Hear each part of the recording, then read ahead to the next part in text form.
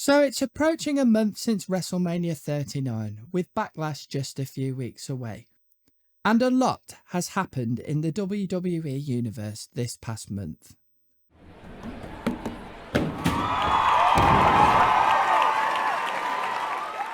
First off, WrestleMania 39 was, all in all, a pretty good show.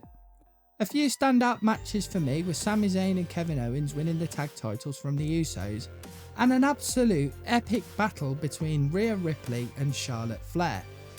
On a quick side note, there was a lot of debate on who should have headlined day one, with many feeling that the honour should have been bestowed on Rhea and Charlotte. The match itself was definitely headline worthy, and you can't argue that these two are not huge stars.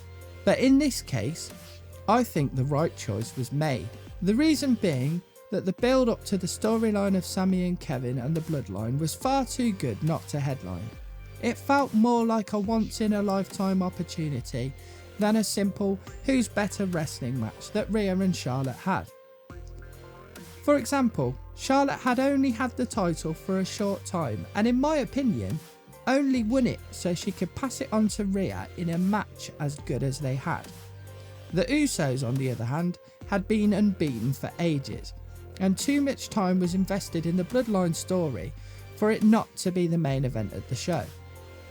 Speaking of once in a lifetime opportunities, another huge debate that lingers from the event has to do with the main event on the Sunday night between Cody Rhodes and Roman Reigns. This felt like the perfect opportunity to dethrone Roman Reigns and give the people a champion we could all see week in and week out. More on that later. So, Cody was beaten in yet another outside interference ending. First off, I was angry. Living in the UK, the match wasn't on till around 4 in the morning. I had to work the next day, although I had intended to make it through the day spoiler free by avoiding the internet. It so happens that I woke up at 4 in the morning by chance and made the decision to watch. It was a great match with the typical near fall false finishes that we've come to expect. Newly crowned tag champions Sami and Kevin came to the aid of Rhodes when the Usos interfered. But like a carbon copy of Clash in the Castle, Solo did his Samoan spike, Roman speared, and Cody laid down for the pin. As the head of the table blared out into the arena, I switched off and went back to sleep and spent the rest of the week in a bad mood. To make matters worse, the following night on Raw, Brock Lesnar decided to kick the crap out of Cody instead of the two teaming up against Roman and Solo. WTF. This has led to Cody versus Lesnar at Backlash. Fair enough. Roman's not going to be there anyway, and this is a pretty good main event in its own right. Do I think Cody will win? Well, I think he should, but I have the feeling that he won't. I have a feeling it's going to be a tough few months for Cody. Another big announcement on the day was that the WWE will merger with Endeavour, the current owners of the UFC. Okay, interesting. After all the rumours of who would buy the company, I have to say I was relieved to hear it was Endeavour and not someone else, for reasons I won't get into here. There is a lot of potential in this deal, but I personally don't really want to see the likes of Conor McGregor coming into the wrestling ring and cutting scathing promos left, right and centre. Don't get me wrong, I like McGregor in the octagon, but the WWE is different, and the whole idea gives me an uneasy feeling that I can't really explain. I guess I just don't like change all that much. Fast forward a few weeks on Monday Night Raw, and Triple H comes out to the ring to all but bury Roman Reigns' work ethic and announces that there'll be a new heavyweight champion. WTF. There are so many things I can say on this, but I'll try to keep it as brief and precise as my tiny brain will allow. I'll start with the belt itself before I get into the politics. Okay, so it's pretty nice. I don't think there's ever been a WWE Championship belt that I haven't liked in some capacity. I mean, it's the WWE. It's modelled on the big gold belt, made famous in my era by Ric Flair. Woo! And it's been held by many of the greats since. But it's not my favourite. I was a child of the 90s and nothing will beat the Gold Eagle bout for me. Even though these days I'm actually favouring the second version of that bout first bestowed onto the Rattlesnake Stone Cold Steve Austin. Now, why the need for a second champion? Well, according to Triple H, it's because the champion is never there.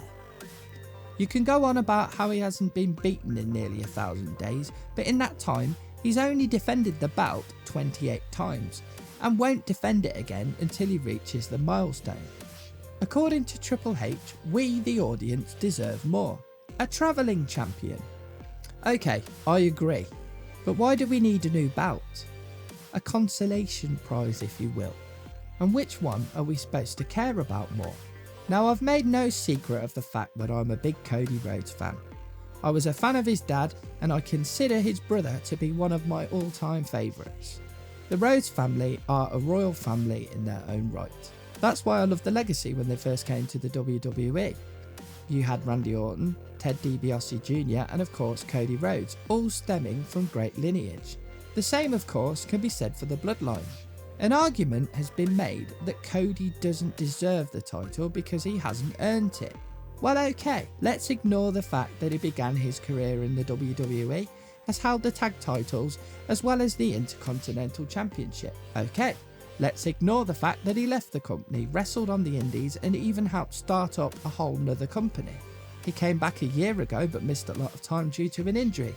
Let's all ignore the fact he still wrestled with that injury. At what point does it start to count? Okay, he won the Royal Rumble. Does that count? All of this has made him the star and fan favourite that he is today. I heard a guy say that none of that matters. What has he done to deserve it now? I don't get that argument at all. If history doesn't count to a character, then you could argue that other superstars don't deserve titles.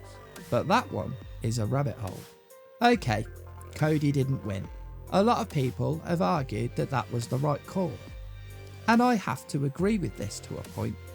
Yes, it makes a better story in the long run if Cody has to overcome the odds and finally get his hands on the prize. Although I was initially pissed off, I'm up for the long game that Triple H discussed in the Wrestlemania press conference. It will certainly keep me invested for now, but back to this new title. Give it to Cody? No. Why? Because it destroys all of what's happened in the build up to WrestleMania.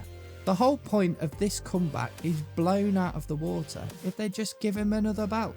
And that's just Cody. What about the other superstars? There are lots of guys on the roster that could, and some maybe should, have beaten Roman. But to give them this bout kinda says, you're not good enough to beat our top guy, but here's the consolation prize. And what of Roman's bouts? Are there now 3 bouts, or will WWE introduce a new bout to replace the 2? Perhaps an updated Golden Eagle bout will make an appearance soon. Well, when Roman is next booked anyway.